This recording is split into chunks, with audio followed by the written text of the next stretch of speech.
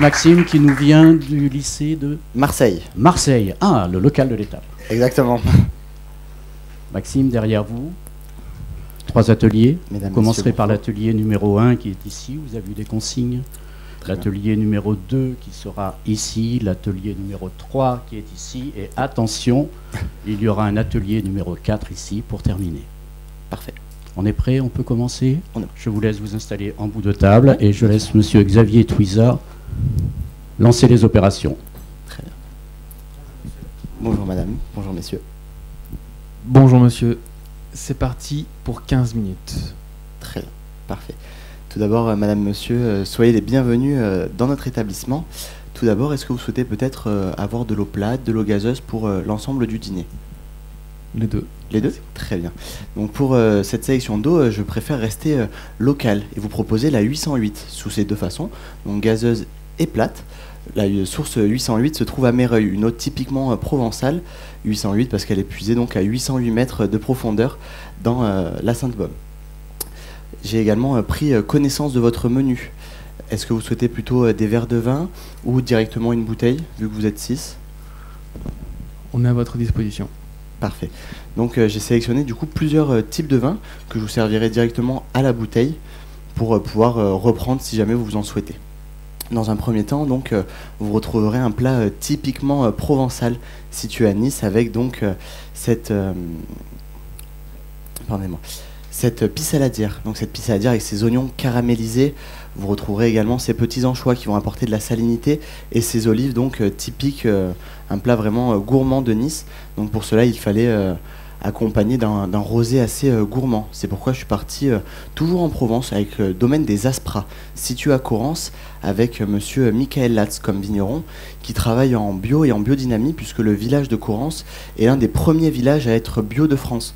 Donc c'est la petite anecdote, il a souhaité que son vignoble fasse partie des premiers vignobles bio de France, et c'est pourquoi c'est l'un des précurseurs vraiment de la biodynamie et du label bio en Provence, sur la cuvée des 3 frères. Donc la cuvée des 3 frères, c'est ces 3 fils qui font cette cuvée en hommage à leur papa, avec un assemblage donc de Grenache, Syrah et Cinsault, pour apporter à la fois ce côté gourmand, croquant, frais, avec de jolis arômes de fruits rouges acidulés, qui se marieront à la fois avec la salinité des anchois, et également le pastis que vous aurez sur le biscuit de Rascasse enivré de pastis. Donc c'est vraiment une mise en bouche avec un très joli vin de Provence, sur un millésime du coup 2022. Pour la lotte, donc, j'ai choisi de toujours rester avec ce côté minéral d'un joli poisson. La lotte, c'est un poisson vraiment typique de Méditerranée, pêché ce matin par notre poissonnier, donc Jean-Baptiste Pilato, qui est vraiment un fournisseur typique de la région, qui se situe à Sanary-sur-Mer. Avec ça, j'ai décidé donc de rester sur ce côté minéral avec le domaine Barbano, Château Barbano, situé à Roquefort-la-Bédoule. Ils ont une très jolie cuvée qui s'appelle la cuvée Kalahari, avec beaucoup de boisé, comme c'est un plat avec cette émulsion de soupe. Vous allez vraiment retrouver cette gourmandise, ainsi que des plats de grande envergure avec une très belle longueur en bouche. C'est pourquoi je vous propose un vin qui a un élevage en bois et qui permet d'avoir vraiment ce complet, tout sur un accord mets-vin très joli. Pour les riz de veau donc garnis de morilles, on est sur un petit producteur situé à Barjol, dans le nord du Var. On est chez Hugues Castelin, qui a de très jolis riz de veau avec ses élevages de bœuf de race d'Aubrac. Et ici, j'ai choisi donc de rester vraiment avec une appellation vraiment connue pour ses vins rouges avec Bandol. Donc un Bandol sur un millésime qui sait s'attendre.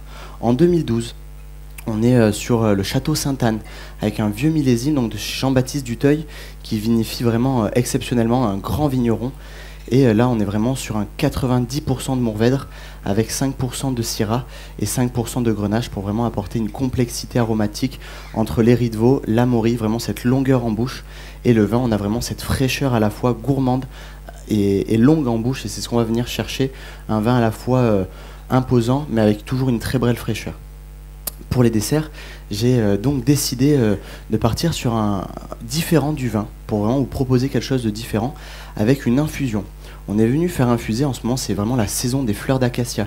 On est allé les récolter avec l'équipe il n'y a pas si longtemps que ça, il y a 2-3 jours. Et donc elles sont encore très fraîches. On en est venu faire un sirop dans lequel on a fait bouillir de l'eau et du sucre pour vraiment avoir cette aromatique.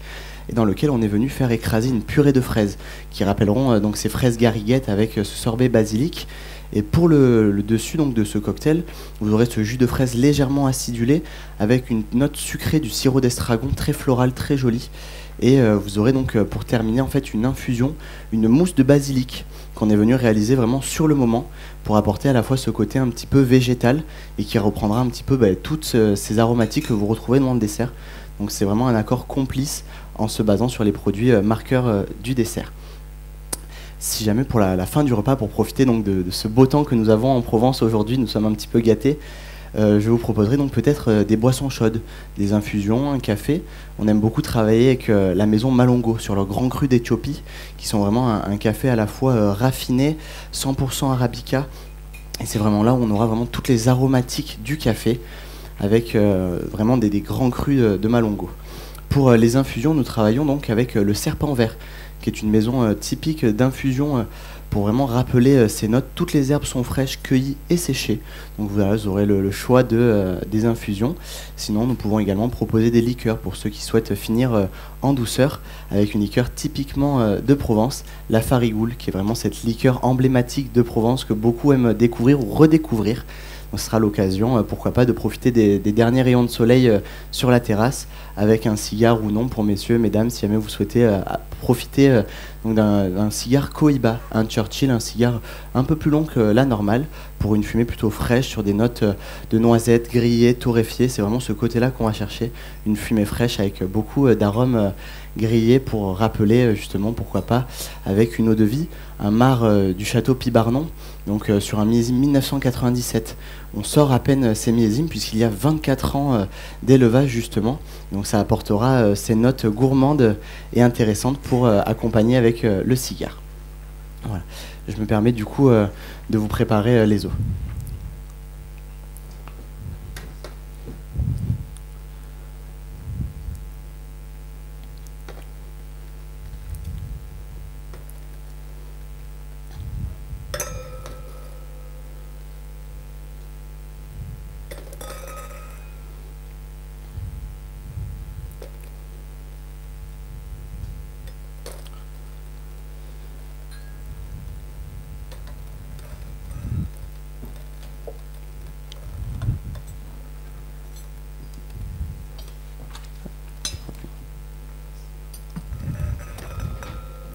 Merci beaucoup.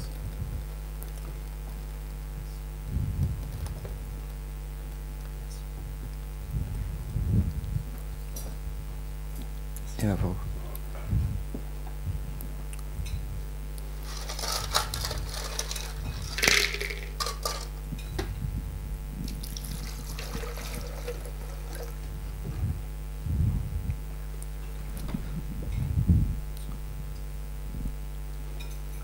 Monsieur, oui. Merci de carafer cette bouteille. Oui, très bien.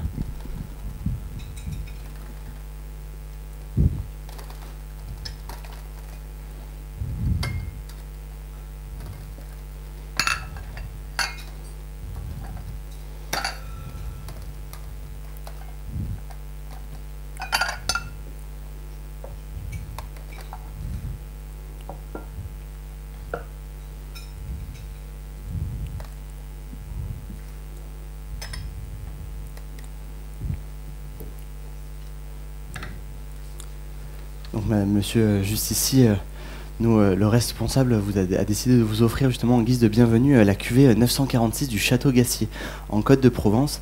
Ici, on est vraiment sur la cuvée emblématique du château. 946, pour la petite anecdote, c'est l'altitude à laquelle se trouve la Croix de Provence, donc située à la Sainte-Victoire.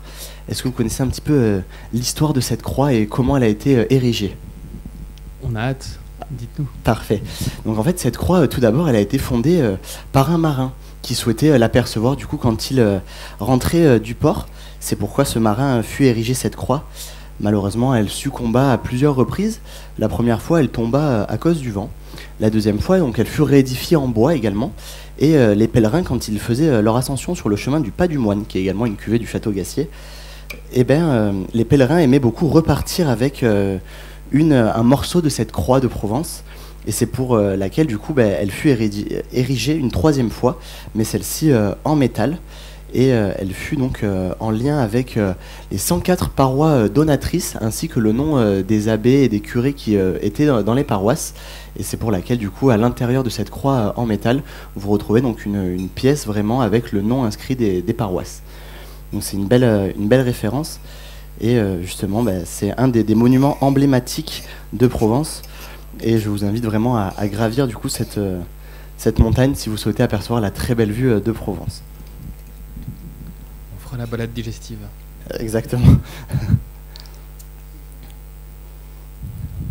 Alors, ici, vous êtes sur un millésime 2018, donc un millésime vraiment solaire. Vous allez avoir une très belle représentation de la Provence. Et puis, je me permets d'attester de la qualité du vin. Merci beaucoup.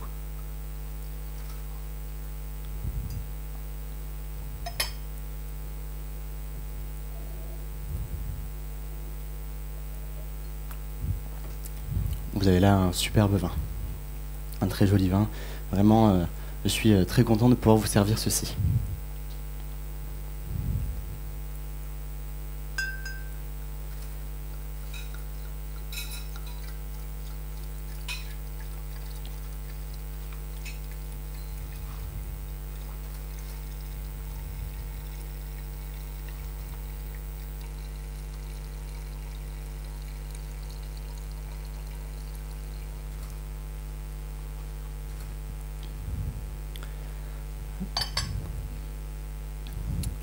Monsieur qui souhaite se faire le plaisir du coup de goûter le vin. C'est madame. Très bien.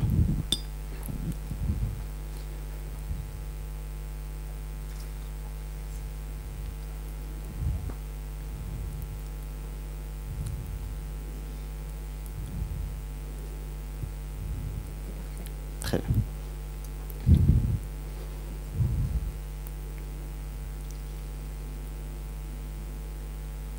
Avec plaisir.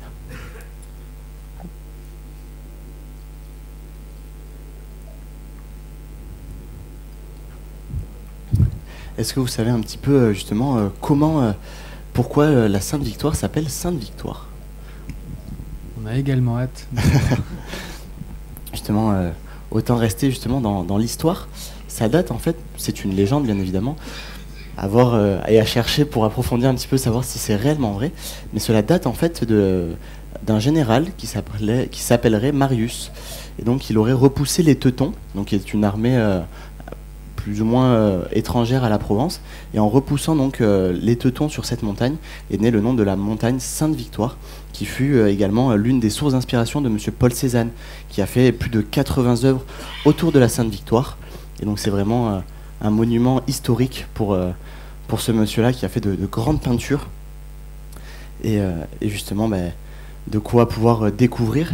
D'ailleurs, si jamais la région vous intéresse, en ce moment, les Carrières de Lumière, situées au Beau-de-Provence, proposent une magnifique exposition sur l'Égypte antique et qui retrace donc vraiment tout le parcours des Égyptiens jusqu'à en arriver à la Provence, puisqu'on a quand même un petit lien entre la Provence et du coup l'Égypte de Khéops à Ramsès, pardonnez-moi.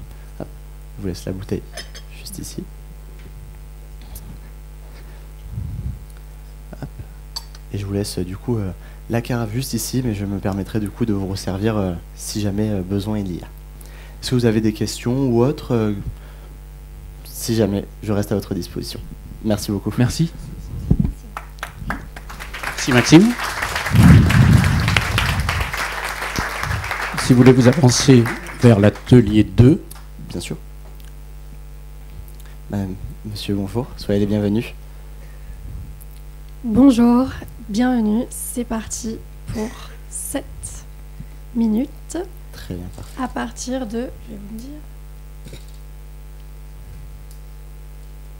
maintenant. Très bien, parfait. Madame, messieurs, bonjour, soyez les bienvenus. Ici, vous retrouvez vraiment un plat assez provençal, puisqu'on retrouvera donc ces fleurs de courgettes accompagnées de brousse du Rove. Donc ce fromage vraiment typique de Provence, accompagné donc de ciboulettes à l'intérieur, qui va apporter à la fois cette fraîcheur, cette gourmandise. Donc vraiment, et ce frais, c'est vraiment l'axe principal sur lequel on va venir jouer sur ce plat. Donc les fleurs de courgettes et les courgettes nous viennent de notre maraîcher Pierre Zoukov, situé à Saint-Cyr-sur-Mer, donc non loin d'ici. On est vraiment sur des producteurs locaux qui travaillent en bio, et c'est vraiment important de jouer justement sur ces producteurs locaux avec des vins locaux. C'est pourquoi j'ai choisi donc en accord mets et vin avec ce vin, le vin numéro 2. On est sur la cuvée Jadis en rosé 2023 qui est un Côte de Provence, un mélange de Syrah et Grenache. Pour information, les Syrah et les Grenaches sont en altitude. Donc on aura des Syrah à 685 mètres, et des Grenaches un petit peu plus bas à 500 mètres, ce qui permettra d'avoir à la fois cette fraîcheur, cette longueur en bouche, et surtout aussi ces fruits un petit peu acidulés qui rappelleront à la fois ce côté gourmand des petites fleurs qu'on peut avoir sur le bord de l'assiette, qui est vraiment intéressant. On retrouvera également deux sauces vraiment deux textures aussi distinctes avec cette purée. Donc cette purée légèrement travaillée avec du curry doux qui permettra donc de jouer le côté épicé avec le vin numéro 2. Le vin numéro 1 était très intéressant également. Le problème c'est que le plat était vraiment généreux et il fallait un vin qui puisse avoir vraiment cette fraîcheur et venir vraiment travailler le plat en légèreté pour vraiment vous faire vivre un très joli moment. C'est pourquoi j'ai préféré plutôt aller sur le vin numéro 2 avec cette altitude, cette salinité qui rappellera du coup et viendra faire contraste avec notamment la brousse du Rove, fromage typique de Provence, avec cette variété de chèvres, donc les chèvres du Rove qui apporteront ce côté un petit peu lacté, et c'est ce qu'on est venu chercher avec cette cuvée en 2023, un millésime très jeune mais qui sait se faire déguster vraiment sur la jeunesse. La particularité également, c'est cette belle sauce donc, qui va accompagner la fleur de courgette et qui va apporter de l'onctuosité. C'est vraiment ce que le chef a voulu marquer sur ce plat, c'est l'onctuosité, et c'est vraiment ce qu'on retrouve vraiment sur le vin numéro 2, puisque on est sur des marbres roses. Donc ces marnes roses, elles vont vraiment avoir ce calcaire actif qui va venir faire saliver vraiment au niveau de l'arrière des joues, et c'est vraiment là où on voit cette salinité, ce calcaire actif. Et c'est vraiment intéressant de pouvoir goûter un plat comme celui-ci et d'accorder avec un vin comme celui de la cuvée Jadis. Le vin numéro 1 était également très joli à accorder, mais on avait moins ce côté salin, ce côté frais. C'est pourquoi du coup je l'accorderai plutôt avec quelque chose avec un saumon, avec un poisson assez gras, pour apporter à la fois ce côté un petit peu plus tranchant, un petit peu plus acidulé, avec un saumon peut-être cuit en cuisson très douce que sur la peau, pour avoir la côté nacré à l'arête. C'est vraiment le plat qui m'inspire pour le vin numéro 1.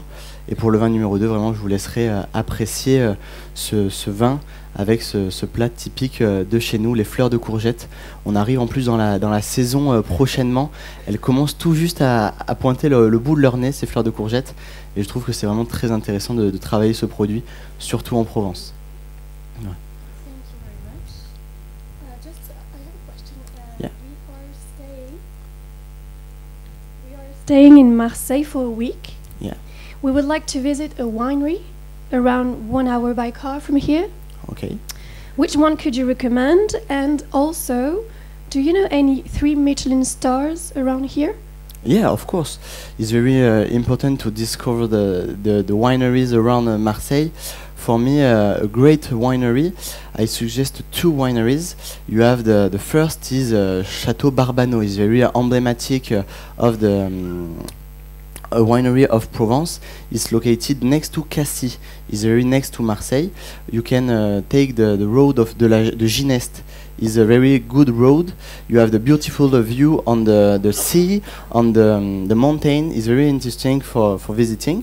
And the second wineries is next to Château Barbano. It's Domaine du Paternel. It's very interesting because you have famous wine, and you have the big difference between the Château Barbano and Domaine du Paternel is very interesting. And for the 3 Michelin star, you want to stay in Marseille, or you can Not too far. not too far. Perfect. You have the 3 Michelin star at Marseille. You have the Petit Nice Paseda with the chef Gérald Paseda. It's very interesting because it's located next to the Vallon des Offres. with on the Corniche Kennedy. You have the sea, the beautiful view, and you have the Alexandre Mazia with the restaurant AM. It's very interesting because you have not dishes, you have just a little snacks with many snacks. You have a menu with 50 snacks. It's very interesting because it's very smooth, it's very elegant. That's very, very interesting. And I can suggest La Villa Madi is at Cassis. It's next to the wineries for the discover the wineries. And you have the great chef Dimitri Droineau. It's very interesting because it's a good chef with the very good kitchen. And at the restaurant you have a very, very good view because you have view on the mountain, the Cap Canaille. It's very interesting because you have the history of the Cap Canaille. It's very famous with a book is Le Petit Prince. It's written by Antoine de Saint-Exupéry, and Antoine de Saint-Exupéry is dead next to the Cap Canaille. It's very famous mountain of the Cassis, and the restaurant is very is located in front of the mountain. Wait, thank you very much. You're welcome. Merci beaucoup.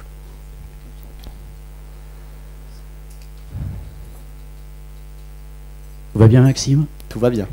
On enchaîne par le troisième atelier. S'il vous plaît, je vous laisse vous avancer. Madame, messieurs. Madame, messieurs, bonjour. Soyez les bienvenus. Bonjour, bienvenue. Très bien.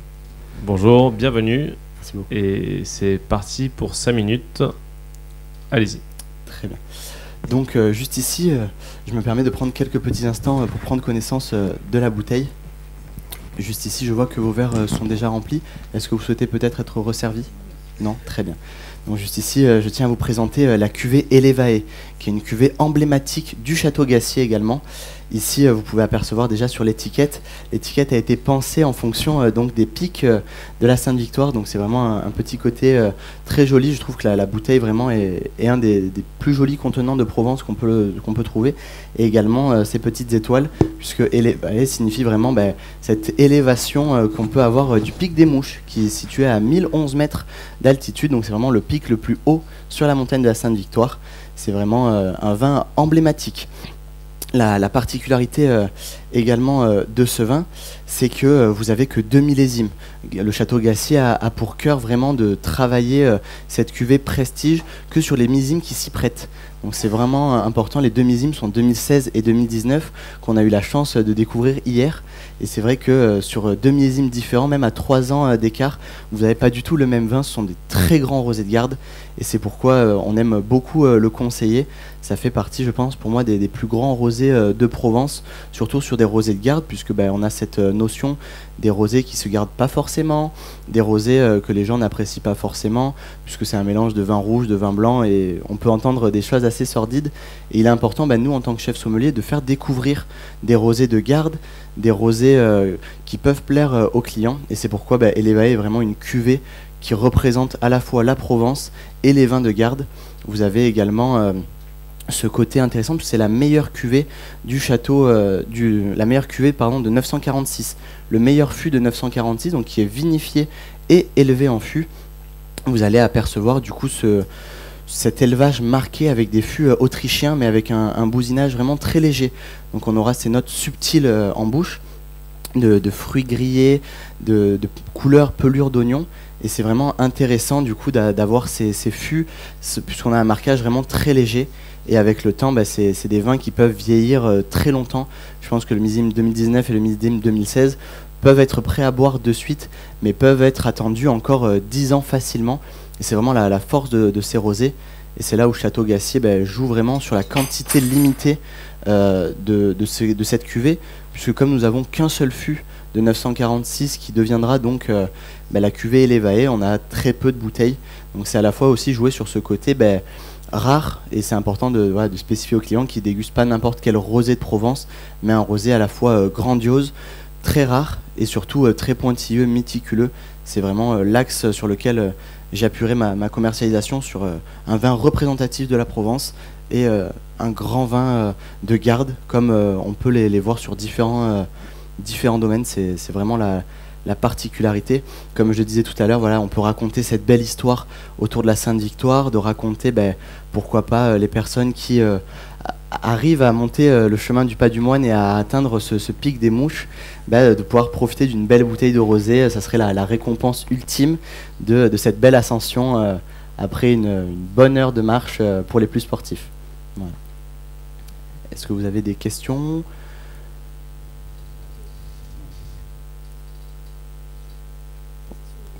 Il reste 1 minute, hein ? Très bien. Je vais vous raconter donc un petit peu le fût et ce qui est vraiment important, ce qui va jouer par rapport au niveau des arômes. Donc c'est des fûts autrichiens que Gassier reçoit quasiment neufs, puisqu'on est sur des vinifications avec des fûts qui sont à 1/3 neufs. La particularité également, c'est que c'est un rosé, donc Côte de Provence Sainte-Victoire. C'est vraiment important de jouer sur ça. C'est une appellation de 2005 qui est reconnue. Donc c'est vraiment judicieux. Et pour ces fûts, voilà, ces fûts autrichiens qui vont apporter à la fois ces fruits grillés, ces fruits torréfiés, ces notes grillées et torréfiées de noisettes, acajou, et le bousinage du coup qui est très léger ne va pas faire des vins trop boisés. C'est ce qui va permettre du coup de ne pas avoir des vins trop marqués dans le bois et qui peuvent en perturber un petit peu certains clients. Et c'est vraiment là où Château Gassier va venir jouer à la fois sur des bousinages très légers, mais assez pour marquer avec le temps un bel élevage. Vous avez un élevage donc de 24 mois pour après la vinification en fût, ce qui fait donc déjà 2 ans d'élevage en fût. Et c'est vraiment donc des rosés qui prennent du temps. Les rosés, c'est l'un des vins les plus compliqués à vinifier, puisque très bien, merci beaucoup. Merci bien Maxime. Merci à vous. Vous allez vous rapprocher de Monsieur Twiza qui est là. Avec grand plaisir. Voilà, je vais lui laisser le micro et on va continuer. Ouais. Mettez-vous ici, regardez, il y a CBS, BFM TV, tout le monde est là. Monsieur Twiza. Merci, n'hésitez pas à prendre un petit peu d'eau. Oui, merci beaucoup. On va discuter tranquillement. Parfait. Le contexte est le suivant.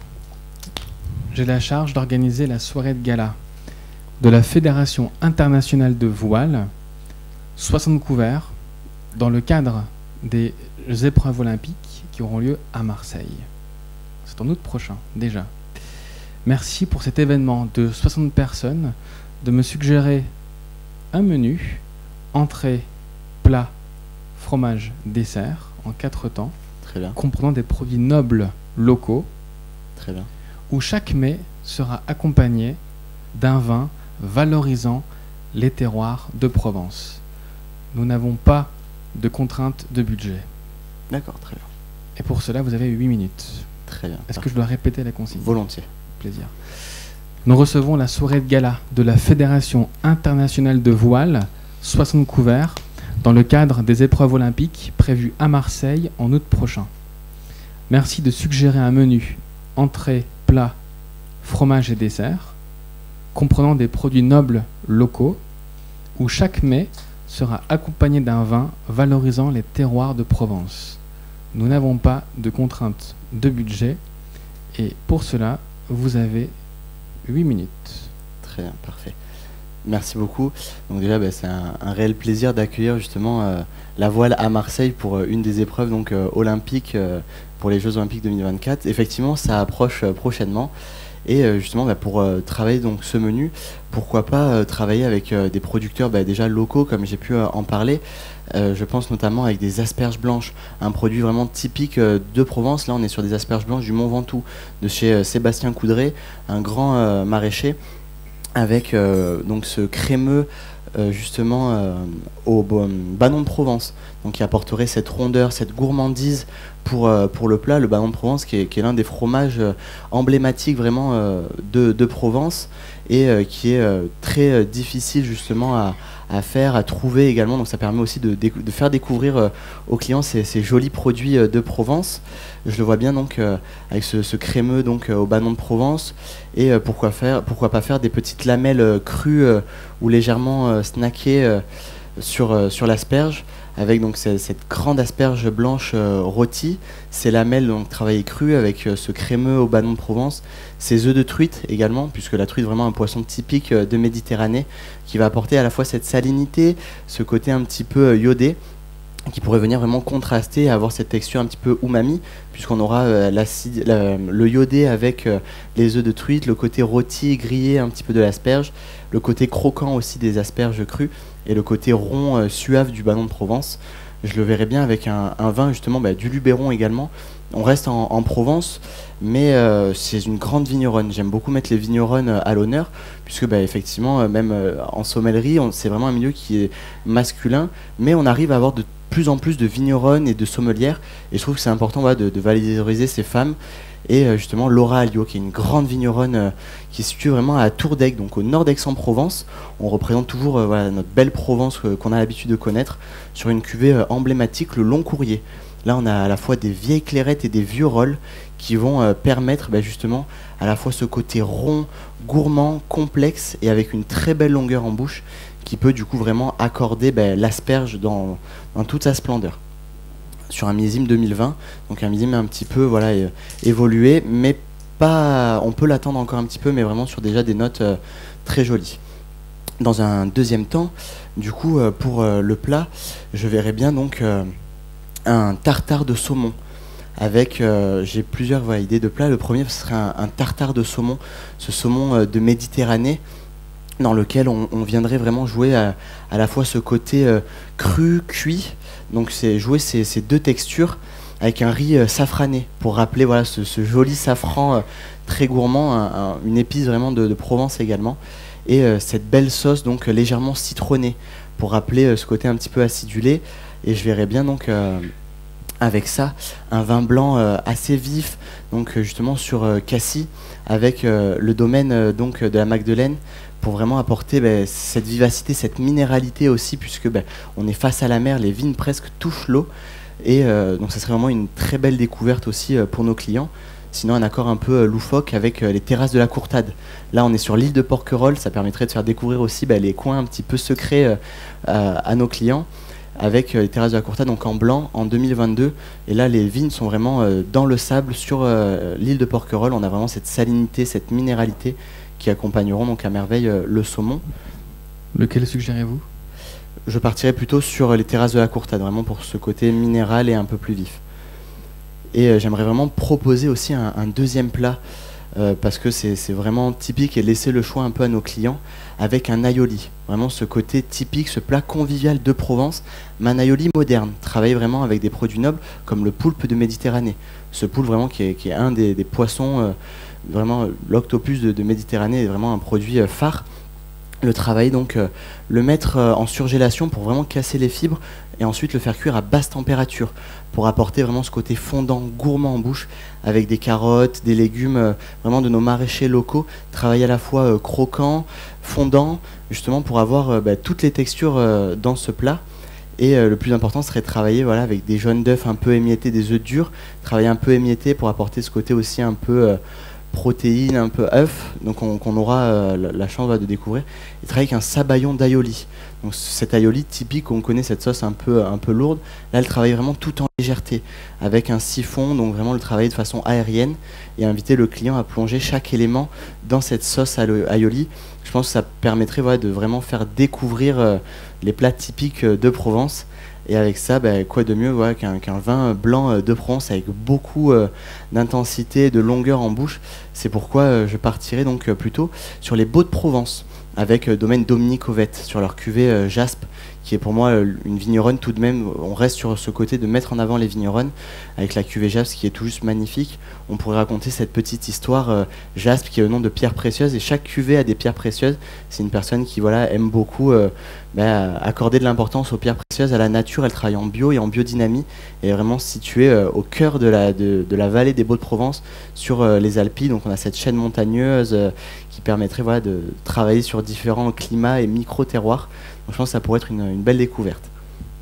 Pour le fromage, j'aimerais beaucoup présenter également différents fromages de Provence, et sortir un tout petit peu aussi de la Provence pour montrer quand même qu'on est chauvin, mais qu'on a aussi de très belles choses. Donc faire, pourquoi pas, travailler une préparation fromagère avec une assiette, travailler peut-être la brousse du Rove, mais de façon salée. Donc avec une émulsion, travailler avec une petite sauce, justement peut-être citronnée, pour vraiment avoir une préparation fromagère. Et à côté, proposer donc des morceaux de fromage de différents affinages. Je pense notamment au banon avec un banon très frais, très coulant, et un banon un peu plus affiné, où là on aura un fromage un petit peu plus sec, plus fort en bouche, et pour justement jouer avec plusieurs fromages. Et également, pourquoi pas, travailler avec des fromages un petit peu corse ou italiens. Je pense notamment au brooch, pour rappeler aussi voilà, cette préparation un peu brousse, puisque c'est vraiment un fromage typique de la Provence, ou tout simplement avec un bon bleu d'Italie, un gorgonzola ou un pecorino, donc le pecorino qui sera un peu plus suave. Et là, de travailler avec différents verres. J'aimerais bien mettre des verres noirs,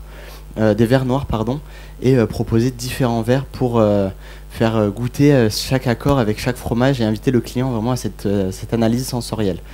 On pourrait y mettre donc un vin toujours de Provence sur le domaine Cassis avec le Clos Valbruyère du château Barbano. Là on aurait vraiment cette cuvée un petit peu vif, assez pointue pour aller avec les banons de Provence. Et pour les préparations salées, pourquoi pas rester également dans le sud avec un vin cuit, jouer le contraste sucré-salé, vin cuit du domaine Camaïsette. Et j'aimerais bien mettre aussi un vieux rosé de 2004 du domaine Camaïsette également. Là on aurait vraiment ces notes empyromatiques, cette couleur un petit peu cognac. Je pense que ça pourrait être très joli de le mettre dans un verre noir et de faire découvrir à nos clients qu'on a de très jolis rosés en Provence. Et pour le dessert, je verrais bien donc un dessert toujours dans la saisonnalité, avec pourquoi pas ces fraises effectivement et ces framboises qu'on a en plein milieu de la saison, on tombe à peine, avec donc un crémeux de fraises. Terminé. Merci beaucoup. Merci beaucoup. Avec plaisir.